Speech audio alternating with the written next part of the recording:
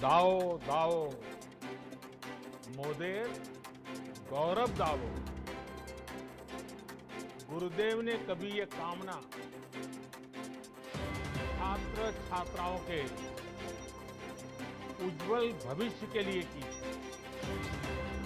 आज विश्व भारती के गौरवमयी 100 वर्ष पर मेरी तरह पूरा देश इस महान संस्थान के लिए यही कामना करता है। हे विधाता, दाओ दाओ मोदे गौरव दाओ। पश्चिम बंगाल के गवर्नर श्री जगदीप धनखड़ जी, केंद्रीय शिक्षा मंत्री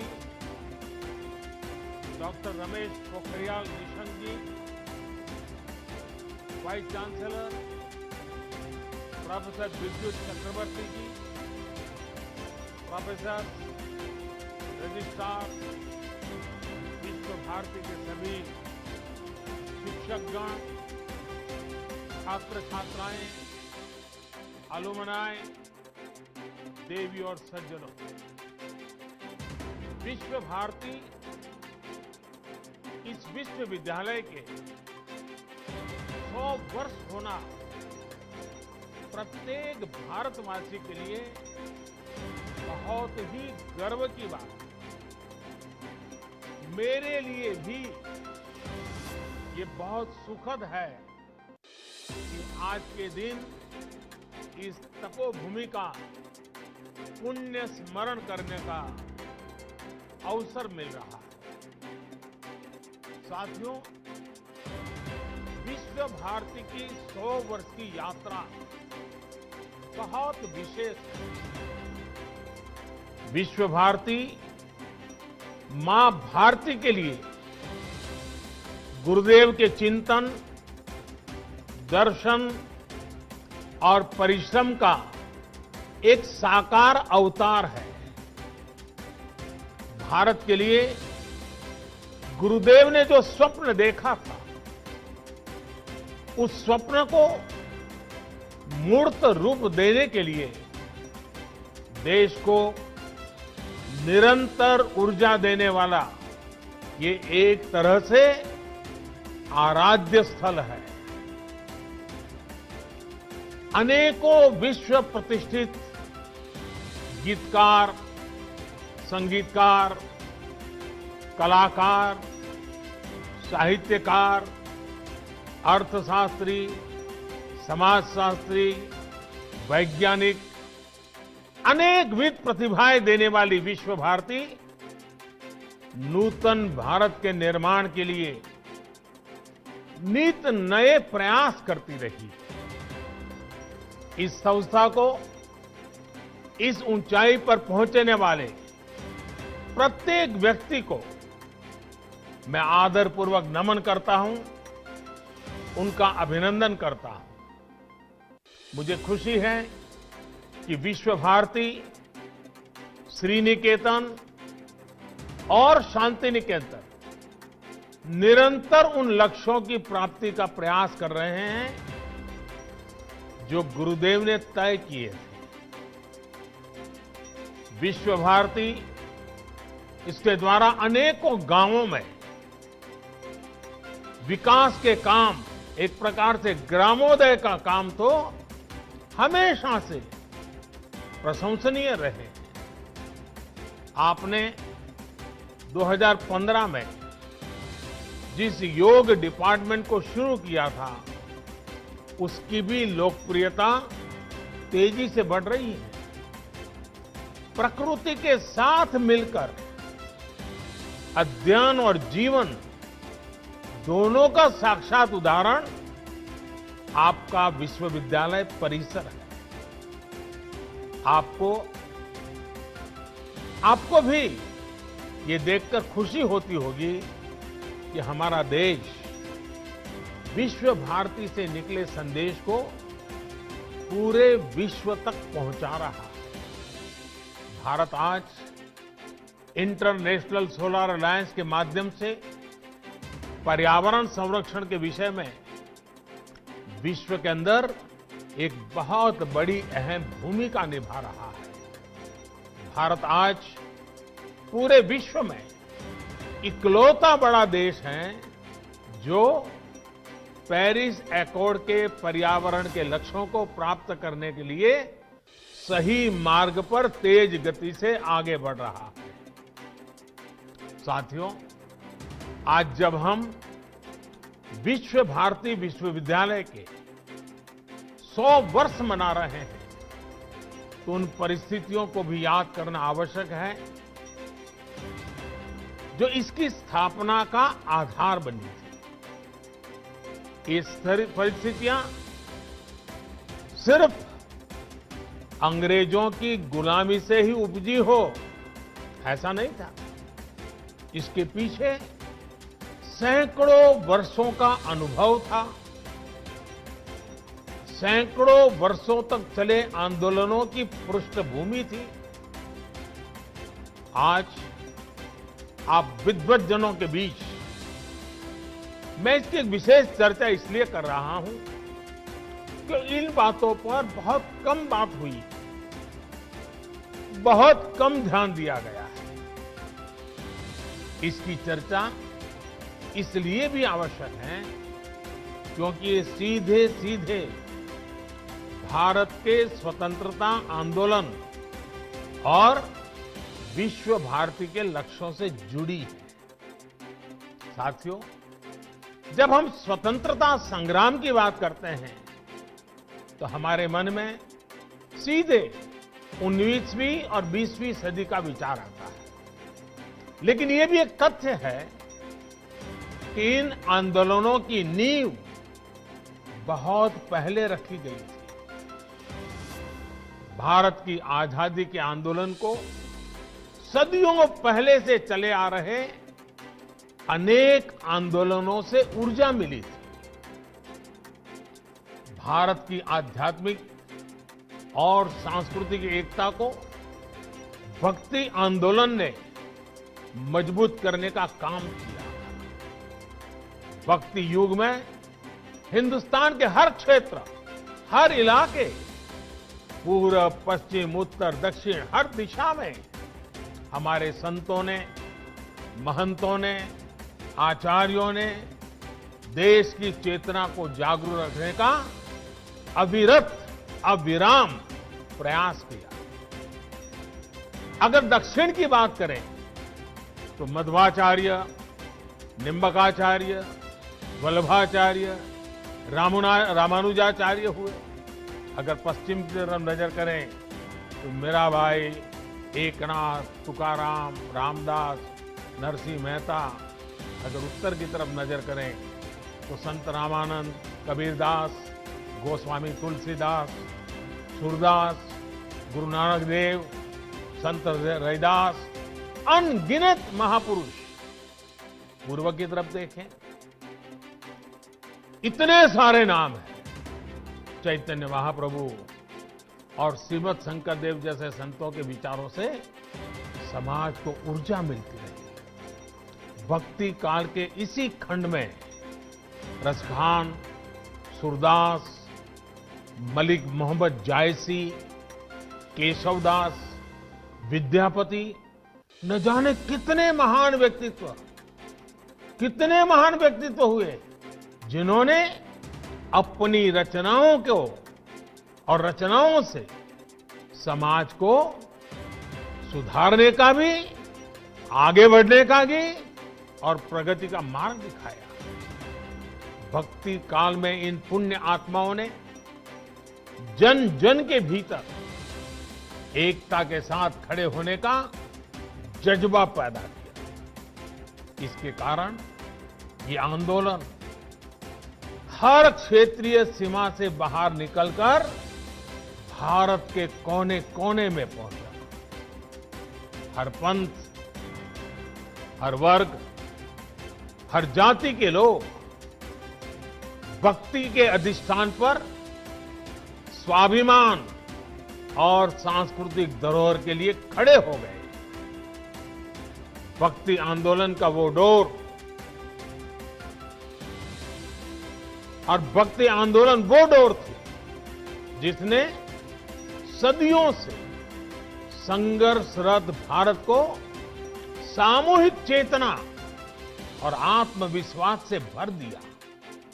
साथियों, भक्ति का ये विषय तब तक आगे नहीं बढ़ सकता जब तक महान काली भक्त श्री रामकृष्ण परमहंस जी की चर्चा न हो। वो महान संत जिनके कारण भारत को स्वामी विवेकानंद मिले। स्वामी विवेकानंद भक्ति, ज्ञान और कर्म तीनों को अपने में समाये हुए थे।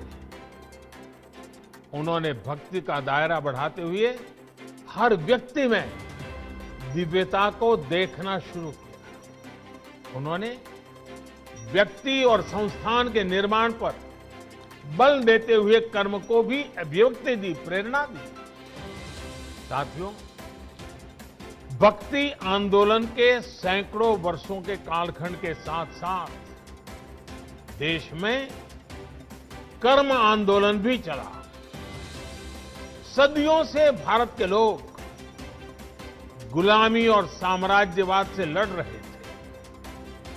चाहे वो छत्रपति शिवाजी महाराज हो, महाराणा प्रताप हो, झांसी की रानी लक्ष्मीबाई हो, कित्तूर की रानी चेन्नम्मा हो या फिर भगवान बिरसा मुंडा का सशस्त्र संग्राम हो, अन्याय और शोषण के विरुद्ध सामान्य नागरिकों के तप, त्याग और तर्पण की कर्म कठोर साधना अपने चरम पर थी। ये भविष्य में हमारे स्वतंत्रता संग्राम की बहुत बड़ी प्रेरणा बनी। साथियों, जब भक्ति और कर्म की धाराएं पूर्वहार थी तो उसके साथ साथ ज्ञान की सरिता का ये नूतन त्रिवेणी संगम आजादी के आंदोलन की चेतना बन गया था। आजादी की ललक में भाव भक्ति की प्रेरणा भरपूर थी। समय की मांग थी कि ज्ञान के अधिष्ठान पर आजादी की जंग जीतने के लिए वैचारिक आंदोलन भी खड़ा किया जाए और साथ ही उज्जवल भावी भारत के निर्माण के लिए नई पीढ़ी को तैयार भी किया जाए। और हम में बहुत बड़ी और इसमें बहुत बड़ी भूमिका निभाई उस समय स्थापित हुई कई प्रतिष्ठित शिक्षण संस्थानों ने, विश्वविद्यालयों ने। विश्व भारती यूनिवर्सिटी हो, बनारस हिंदू विश्वविद्यालय हो, अलीगढ़ मुस्लिम यूनिवर्सिटी हो, नेशनल कॉलेज हो जो आजकल लाहौर में है, मैसूर यूनिवर्सिटी हो, त्रिची नेशनल कॉलेज हो, महात्मा गांधी काशी विद्यापीठ हो, गुजरात विद्यापीठ हो, विलिंगडन कॉलेज हो, जामिया मिलिया इस्माइलिया हो, लखनऊ यूनिवर्सिटी हो, पटना यूनिवर्सिटी हो, दिल्ली विश्वविद्यालय हो, आंध्र यूनिवर्सिटी हो, अन्ना मलाई यूनिवर्सिटी हो, ऐसे अनेक संस्थान उसी एक कालखंड में देश में स्थापित हुए। इन यूनिवर्सिटीज में भारत की एक बिल्कुल नई विद्वत्ता का विकास हुआ। इन शिक्षण संस्थाओं ने भारत की आजादी के लिए चल रहे वैचारिक आंदोलन को नई ऊर्जा दी, नई दिशा दी, नई ऊंचाई दी। भक्ति आंदोलन से हम एकजुट हुए, ज्ञान आंदोलन ने बौद्धिक मजबूती दी और कर्म आंदोलन ने हमें अपने हक के लिए लड़ाई का हौसला और साहस दिया। सैकड़ों वर्षों के कालखंड में चले ये आंदोलन त्याग, तपस्या और तर्पण की अनूठी मिसाल बन गए। इन आंदोलनों से प्रभावित होकर हजारों लोग आजादी की लड़ाई के बलिदान देने के लिए, उस आजादी में बलिदान देने के लिए एक के बाद एक आगे आते रहे।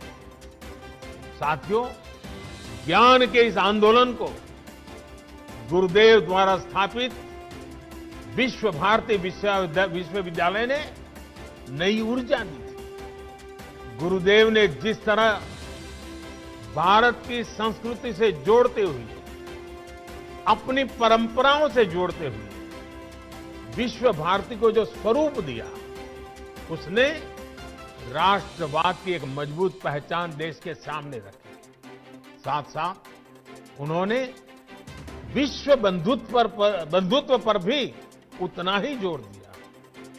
साथियों, वेद से विवेकानंद तक भारत के चिंतन की धारा गुरुदेव के राष्ट्रवाद के चिंतन में भी मुखर थी। और ये धारा अंतर्मुखी नहीं थी, वो भारत को विश्व के अन्य देशों से अलग रखने वाली नहीं थी। उनका विजन था कि जो भारत में सर्वश्रेष्ठ है, उससे विश्व को भी लाभ हो, और दुनिया में अच्छा है, भारत उससे भी सीखे। आपके विश्वविद्यालय का नाम ही देखिए, विश्व भारती। मां भारती और विश्व के साथ समन्वय। गुरुदेव सर्वसमावेशी और सर्वस्पर्शी सह अस्तित्व और सहयोग के माध्यम से मानव कल्याण के बृहद लक्ष्य को लेकर चल रहे हैं। विश्व भारती के लिए गुरुदेव का यही विजन आत्मनिर्भर भारत का भी सार है। आत्मनिर्भर भारत अभियान भी विश्व कल्याण के लिए भारत के कल्याण का मार्ग है। ये अभियान भारत को सशक्त करने का अभियान है। भारत की समृद्धि से विश्व में समृद्धि लाने का अभियान है। इतिहास गवाह है कि एक सशक्त और आत्मनिर्भर भारत ने हमेशा पूरे विश्व समुदाय का भला किया है। हमारा विकास एकांकी नहीं, बल्कि वैश्विक, समग्र, और इतना ही नहीं, हमारे रगों में जो भरा हुआ है सर्वे भवन्तु सुखिनः का है। भारती और विश्व का ये संबंध आपसे बेहतर कौन जानता है। गुरुदेव ने हमें स्वदेशी समाज का संकल्प दिया। वो हमारे गांवों को, हमारी कृषि को आत्मनिर्भर देखना चाहते थे। वो वाणिज्य और व्यापार को आत्मनिर्भर देखना चाहते थे। वो आर्ट और लिटरेचर को आत्मनिर्भर देखना चाहते थे। उन्होंने आत्मनिर्भरता के लक्ष्य को प्राप्त करने के लिए आत्मशक्ति की बात कही थी। आत्मशक्ति की ऊर्जा से राष्ट्र निर्माण को लेकर उन्होंने जो बात कही थी, वो आज भी उतनी ही अहम है। उन्होंने कहा था, राष्ट्र का निर्माण एक तरह से अपनी आत्मा की प्राप्ति का ही विस्तार है। जब आप अपने विचारों से, अपने कार्यों से, अपने कर्तव्यों के निर्वहन से देश का निर्माण करते हैं, तो आपको देश की आत्मा से ही अपनी आत्मा नजर आने लगती है। साथियों, भारत की आत्मा, भारत की आत्मनिर्भरता और भारत का आत्मसम्मान एक दूसरे से जुड़े हुए हैं। भारत के आत्मसम्मान की रक्षा के लिए तो बंगाल की पीढ़ियों ने खुद को खपा दिया था।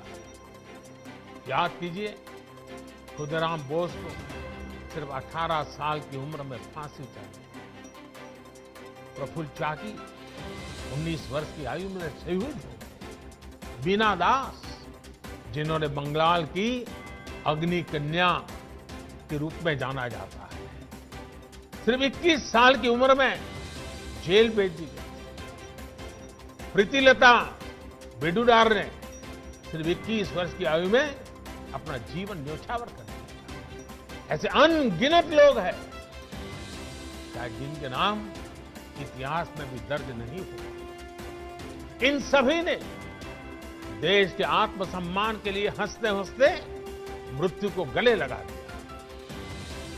आज इन्हीं से प्रेरणा लेकर हमें आत्मनिर्भर भारत के लिए जीना, इस संकल्प को पूरा करना है। साथियों, भारत को मजबूत और आत्मनिर्भर बनाने में आपका हर योगदान पूरे विश्व को एक बेहतर स्थान बनाएगा। वर्ष 2022 में देश की स्वतंत्रता के 75 वर्ष पूरे होने जा रहे हैं। विश्व भारती की स्थापना के 27 वर्ष बाद भारत आजाद हो गया। अब से 27 वर्ष बाद भारत अपनी आजादी के 100 वर्ष का पर्व मनाएगा। हमें नए लक्ष्य गढ़ने होंगे, नई ऊर्जा जुटानी होगी, नए तरीके से अपनी यात्रा शुरू करनी होगी। और इस यात्रा में हमारा मार्गदर्शन कोई और नहीं बल्कि गुरुदेव की ही बातें करेंगी, उनके विचार करेंगी। और जब प्रेरणा होती है, संकल्प होता है, तो लक्ष्य भी अपने आप मिल जाता है। विश्व भारती की ही बात करूं तो इस वर्ष यहां ऐतिहासिक पोष मेलों का आयोजन नहीं हो सका। 100 वर्ष की यात्रा में तीसरी बार ऐसा हुआ। इस महामारी ने हमें इसी मूल्य को समझाया है, वोकल फॉर लोकल। पोष मेले के साथ तो ये मंत्र हमेशा से ही जुड़ा रहा है। महामारी की वजह से इस मेले में जो कलाकार आते थे, जो हैंडीक्राफ्ट वाले साथी आते थे, वो नहीं आ पाए। जब हम आत्मसम्मान की बात कर रहे हैं, आत्मनिर्भरता की बात कर रहे हैं, तो सबसे पहले मेरा एक आग्रह पर आप सब मेरी मदद कीजिए, मेरा काम कीजिए। विश्व भारती के छात्र छात्राएं पोष मेले में आने वाले आर्टिस्टों से संपर्क करें, उनके उत्पादकों बारे में जानकारी इकट्ठा करें और इन गरीब कलाकारों की कलाकृतियां ऑनलाइन कैसे बिक सकती है, सोशल मीडिया की इसमें क्या मदद की जा सकती है, इसे देखें, इस पर काम करें। इतना ही नहीं, भविष्य में भी स्थानीय आर्टिस्ट, हैंडीक्राफ्ट, इस प्रकार के जो साथी अपने उत्पाद विश्व बाजार तक ले जा सके, इसके लिए भी उन्हें सिखाइए, उनके लिए मार्ग बनाइए। इस तरह के अनेक प्रयासों से ही देश आत्मनिर्भर बनेगा, हम गुरुदेव के सपनों को पूरा कर पाएंगे। आपको गुरुदेव का सबसे प्रेरणादायी मंत्र भी याद ही है, जोदी तोर डाक सुने क्यों ना आशे, तो वे एकला चलो। कोई भी साथ ना आए, अपने लक्ष्य की प्राप्ति के लिए अगर अकेले भी चलना पड़े तो जरूर चलिए। साथियों, गुरुदेव कहते थे, बिना संगीत और कला के राष्ट्र अपनी अभिव्यक्ति की वास्तविक शक्ति खो देता है और उसके नागरिकों का उत्कृष्ट बाहर नहीं आ पाता है। गुरुदेव ने हमारी समृद्ध सांस्कृतिक विरासत के संरक्षण, पोषण और विस्तार को बहुत महत्वपूर्ण माना था। यदि हम उस समय के बंगाल को देखें तो एक और अद्भुत बात नजर आती है। जब हर तरफ आजादी का आंदोलन उफान पर था, तब बंगाल उस आंदोलन को दिशा देने के साथ ही संस्कृति का पोषक भी बनकर खड़ा था। बंगाल में हर तरफ संस्कृति, साहित्य, संगीत की अनुभूति भी एक तरह से आजादी के आंदोलन को शक्ति प्रदान करती है। साथियों, गुरुदेव ने दशकों पहले ही भविष्यवाणी की थी, और भविष्यवाणी क्या थी? उन्होंने कहा था, ओरे नोतुन जुगेर भोरे दिशने सोमोय कार्य वृथा सोमोय विचार कोरे ओरे नूतन जुगेर भोरे ऐशो ज्ञानी ऐशो कौर्मी नाशो भरतो लाजे वीरो धोर में पुण्यो कौर्मे विश्व हृदय राजो है। गुरुदेव के इस उपदेश को, इस उद्घोष को साकार करने की जिम्मेदारी हम सभी की है। साथियों, गुरुदेव ने विश्व भारती की स्थापना सिर्फ पढ़ाई के केंद्र के रूप में नहीं की थी, वो इसे सीट ऑफ लर्निंग, सीखने के लिए पवित्र स्थान के तौर पर देखते थे। पढ़ाई और सीखना दोनों के बीच का जो भेद है, उसे गुरुदेव के सिर्फ एक वाक्य से समझा जा सकता है। उन्होंने कहा था, मुझे याद नहीं है कि मुझे क्या पढ़ाया गया था, मुझे सिर्फ वही याद है जो मैंने सीखा है। इसे और विस्तार देते हुए गुरुदेव टैगोर ने कहा था, सबसे बड़ी शिक्षा वही है जो हमें न सिर्फ जानकारी दे, बल्कि हमें सबके साथ जीना सिखाए।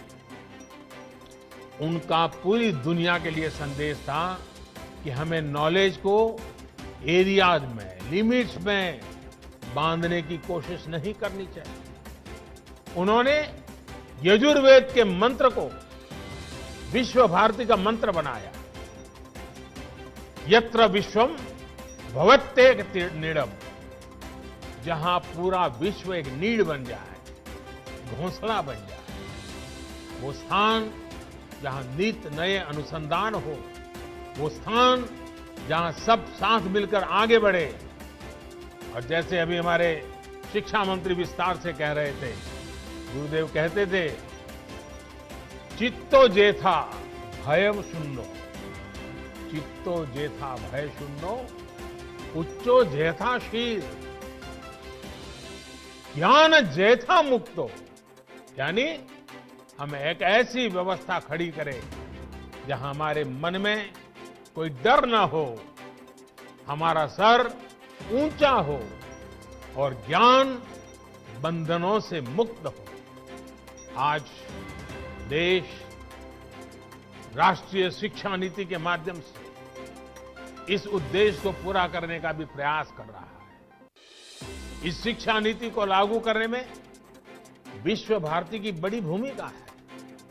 आपके पास 100 वर्ष का अनुभव है, विद्वत्ता है, दिशा है, दर्शन है और गुरुदेव का आशीर्वाद तो है ही है। जितने ज्यादा शिक्षा संस्थानों से विश्व भारती का इस बारे में संवाद होगा, अन्य संस्थाओं की भी समझ बढ़ेगी, उन्हें आसानी होगी। साथियों, मैं जब गुरुदेव के बारे में बात करता हूं तो एक मोह से खुद को रोक नहीं पाता। पिछली बार आपके यहां आया था, तब भी मैंने इसका थोड़ा सा जिक्र किया था। मैं फिर से गुरुदेव और गुजरात की आत्मीयता का स्मरण करा रहा हूं। ये बार बार याद करना इसलिए भी जरूरी है क्योंकि ये हमें एक भारत श्रेष्ठ भारत की भावना से भरता है। ये दिखाता है कि अलग अलग भाषाओं, बोलियां, खान पान, पहनावे वाला हमारा देश एक दूसरे से कितना जुड़ा हुआ है। ये दिखाता है कि कैसे विविधताओं से भरा हमारा देश एक है, एक दूसरे से बहुत कुछ सीखता रहा है। साथियों, गुरुदेव के बड़े भाई सत्येंद्रनाथ टैगोर जब आईसीएस में थे तो उनकी नियुक्ति गुजरात में अहमदाबाद में भी हुई। रविन्द्रनाथ टैगोर जी अक्सर गुजरात आ जाते थे और उन्होंने वहां काफी लंबा समय भी बिताया। अहमदाबाद में रहते हुए उन्होंने अपनी 2 लोकप्रिय बांग्ला कविताएं बंदी ओ अमार और नीरोब रजनी देखो, ये दोनों रचनाएं की थी। अपनी प्रसिद्ध रचना क्षुधित पाषाण का एक हिस्सा भी उन्होंने गुजरात प्रवास के दौरान ही लिखा था। इतना ही नहीं, गुजरात की एक बेटी श्रीमती हटी सिंह गुरुदेव के घर में भी वो बहू बनकर भी आई थी। इसके अलावा एक और तथ्य है जिस पर हमारे विमेन एम्पावरमेंट से जुड़े संगठनों को अध्ययन करना चाहिए। सत्येंद्रनाथ टैगोर जी की पत्नी ज्ञानंदिनी देवी जी जब अहमदाबाद में रहती थी तो उन्होंने देखा कि स्थानीय महिलाएं अपने साड़ी के पल्लू को दाहिने कंधे पर रखती। अब दाएं कंधे पर पल्लू रहता था, इसलिए महिलाओं को काम करने में भी कुछ दिक्कत होती थी। ये देखकर ज्ञानंदिनी देवी ने आइडिया निकाला कि क्यों न साड़ी के पल्लू को बाएं कंधे पर लिया जाए। अब मुझे ठीक तो नहीं पता, लेकिन कहते हैं कि बाएं कंधे पर साड़ी का पल्लू उन्हीं की देन है। एक दूसरे से सीखकर, एक दूसरे के साथ आनंद से रहते हुए, एक परिवार की तरह रहते हुए हम उन सपनों को साकार सकते हैं जो देश की महान विभूतियों ने देखे थे। यही संस्कार गुरुदेव ने भी विश्व भारती को दिए हैं। इन्हीं संस्कारों को हमें मिलकर निरंतर मजबूत करना है। साथियों, आप सब जहां भी जाएंगे, जिस भी फील्ड में जाएंगे, आपके परिश्रम से ही एक नए भारत का निर्माण होगा। मैं गुरुदेव की पंक्तियों से अपनी बात समाप्त करूंगा। गुरुदेव ने कहा था, ओरे गृहो बाशी खोल द्वार खोल, लागलो जे दोल स्थोले जोले मोबो तोले, लागलो जे दोल दार खोल दार खोल। देश में नई संभावनाओं के द्वार आपका इंतजार कर रहे हैं। आप सब सफल होइए, आगे बढ़िए और देश के सपनों को पूरा करिए। इन्हीं शुभकामनाओं के साथ आप सभी का एक बार बहुत बहुत धन्यवाद। और ये शताब्दी वर्ष हमारी आगे की यात्रा के लिए एक मजबूत मील का पत्थर बने, हमें नई ऊंचाइयों पर ले जाएं और विश्व भारती जिन सपनों को लेकर के जन्मी थी, उन्हीं सपनों को साकार करते हुए विश्व कल्याण के मार्ग को प्रशस्त करने के लिए भारत के कल्याण के मार्ग को मजबूत करते हुए आगे बढ़े। यही मेरी आप सबसे शुभकामनाएं। बहुत बहुत धन्यवाद।